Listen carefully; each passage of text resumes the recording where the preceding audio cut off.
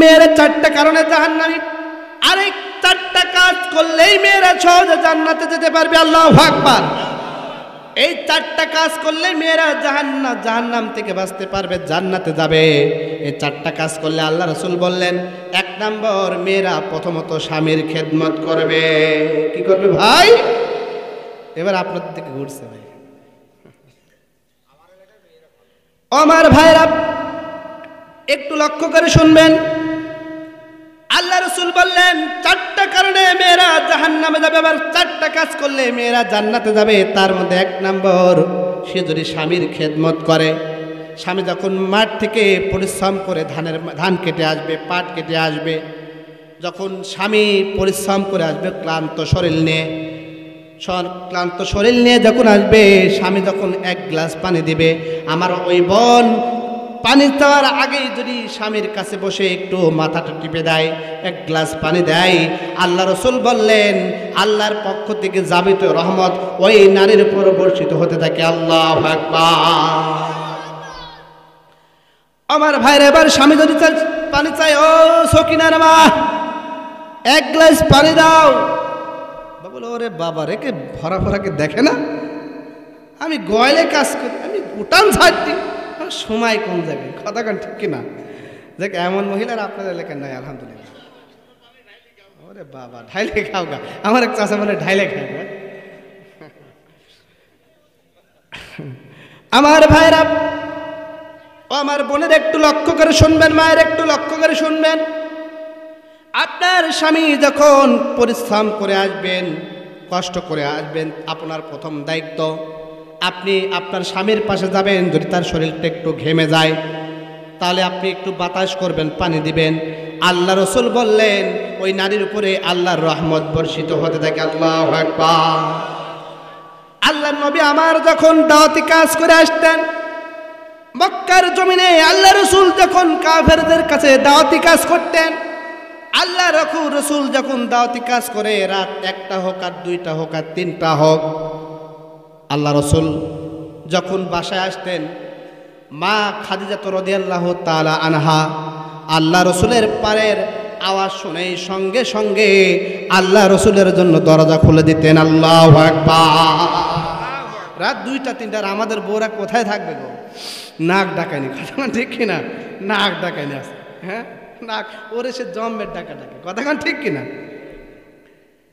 আল্লাহ রাসূল বললেন, আমি যখন দাওয়াতি কাজ করতাম, দাওয়াতি কাজ করে শেষ করে যখন আমি রাত যদি গভীর হয়ে যেত, নিস্তব্ধ রাত, আল্লাহ রাসূল যখন ঘরে ঢুকতেন, আল্লাহ রাসূল বলতেন, একদিন পর্যন্ত আমি দেখি নাই, আমি খাদিজাকে ডেকেছি, ও আমার খাদিজা, প্রিয়তমা খাদিজা, এমন ডাক আমার স্ত্রীকে কোনোদিন দেখি নাই, দেখতে হয় নাই।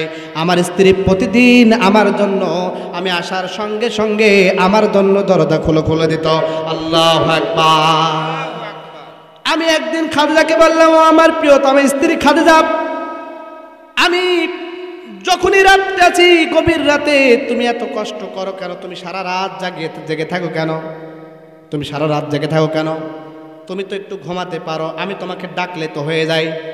হযরত খাদিজা রাদিয়াল্লাহু তাআলা আনহা বলতেছে, রাসূলুল্লাহ, বেয়াদবি মাফ করবেন, আপনি আমার স্বামী, সারাদিন পরিশ্রম করেন, আবার রাতের সময় আপনি অনন্য মানুষের কাছে ইসলামের দাওয়াতগুলো পৌঁছায় দেন। এই অবস্থায় আমি খাদিজা কেমন করে বিছানায় ঘুমাই? আমি যদি ঘুমায়া যাই, আপনি যখন ডাক দিলেন খাদিজা, আপনি ঘরে ঢুকতে হয়েছেন, না জানি আমি আল্লাহর কাছে সবচেয়ে বড় অপরাধী হয়ে যাব। আল্লাহু আকবার, লিল্লাহি তাকবীর, লিল্লাহি তাকবীর, লিল্লাহি তাকবীর। ও আমার ভাইরা, ও আমার মায়েরা, আপনারা খাদিজার জীবন থেকে শিক্ষা নেবেন। আমার নবী যখন বাসায় ঢুকতেন গভীর রাতে, মা খাদিজা রাদিয়াল্লাহু তাআলা আনহা তার জন্য দরজা খুলে দিতেন। আল্লাহ নবী দেখেন, আল্লাহ নবী বললেন, ও মেয়েরা শোনো, মেয়েরা 1 নম্বর কারণে, স্বামীর অসন্তুষ্টির কারণে মেয়েরা জাহান্নামে যাবে। কথা কান ঠিক কিনা? প্রথম নম্বর, 1 নম্বর কি? স্বামীর খেদমত না করার কারণে। আল্লাহ নবী আমার বললেন 2 নম্বর, 2 নম্বর মেয়েরা জাহান্নামে যাবে পর্দার কারণে। আমাদের দেশে পর্দা কম না বেশি? বেশি না একটু? ডিজিটাল হয়ে গেছে, একটু কম, তাই তো? আমার ভাইরা দেখেন, আপনি হাটে বাজারে যতগুলো পুরুষ দেখবেন তার চাইতে মেয়ে কম না বেশি? কথা বলেন, কম না বেশি? আমরা যখন আলেম ওলামারা যখন মার্কেটে যাই একটু ডিস্টার্ব ফিল করি, আমরা একটু ভয়ে থাকি কখন আমার বোনটা মার্কেটে যাবে, তাদের জন্য আমাদের জায়গাটা ছেড়ে দেওয়া লাগে। কথা কান ঠিক কিনা? এখনকার মেয়েরা হয়ে গেছে, স্বামীরা বলে এই না পোলাটা রাখো, আমি আগে যাই মার্কেট করতে, তোমার কি লাগবে? শার্ট লাগবে, আমি কিনে দেবো, তোমার চয়েস নেই কিছু না, তুমি চয়েস করতে পারো নাকি? এই কি শার্ট কিনেছো, ভালো হয় না, আমি যাবো সামনে মাসে। কথা কান ঠিক কিনা? দাও 5,000 মাল দাও, দিয়ে এবার স্বামীর পকেট থেকে মাল নিয়ে যায়, মার্কেটে চলে যায়। তবে আপনাদের এলাকার মেয়েরা আলহামদুলিল্লাহ নাই। আমার ভাইরা এবার দেখেন, মেয়েরা 2 নম্বর পর্দার কারণে বেশিরভাগ জাহান্নামে যাবে। কারণ মেয়েরা সবচাইতে বেশিরভাগ দেখেন বর্তমান সমাজে পর্দার ধার ধারে না। আপনি যখন তারে পর্দার কথা বলবেন, আমি যখন মালয়েশিয়ায় ছিলাম, আমি একদিন কলেজ থেকে ইউনিভার্সিটি থেকে আসতেছি, এমন সময় একজন ফিলিপাইন মহিলাকে দেখতেছি অত্যন্ত বৃষ্টি অবস্থায় তিনি ড্যান্স করতেছে। আমি আর কয়েকজন যুবক, আমি বললাম না ওরে বুঝাবো, এটা তো আমাদের মুসলিম কমিউনিটি, এখানে এসব চলবে না, আমরা এখানে স্টুডেন্ট থাকি, আলেম ওলামারা থাকি, এরাই নিয়ে সব কাজ করে করবে। আমি এবার গেলাম, ওরা বলছে যাওয়ার দরকার নেই। আমি বললাম sister how are you from? উনি বললো আই এম ফ্রম ফিলিপাইন। তা বললাম তুমি, আমি বললাম ফিলিপাইন থেকে আসছো, তো তুমি এরকম করতেছো কেন?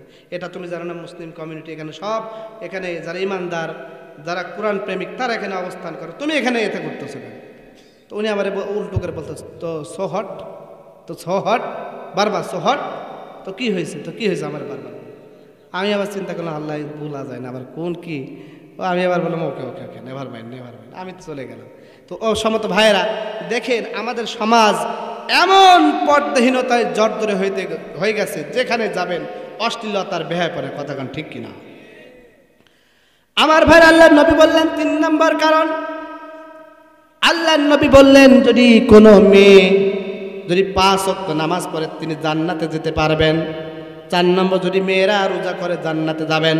কারণ মেয়েদের জান্নাতে যাওয়ার সহজ পদ্ধতি হচ্ছে কয়টা? আবার বলেন কয়টা? মেয়েরা 4টা পদ্ধতি পালন করলে জান্নাতে যাবেন। ও আমার মায়েরা, আপনাদেরকে পায়ে হাত দিয়ে বলবো, অন্তত এই 5টা কাজ আপনারা কিন্তু কোনোদিন পরিমাণ লঙ্ঘন করেন না। কথা কোন ঠিক কিনা?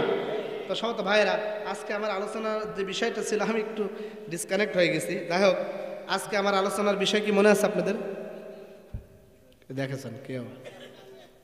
আল্লাহর উপর ভরসা রাখতে হবে। কোন সূরা থেকে? সূরা দোহা। মনে আছে? আলহামদুলিল্লাহ, আলহামদুলিল্লাহ।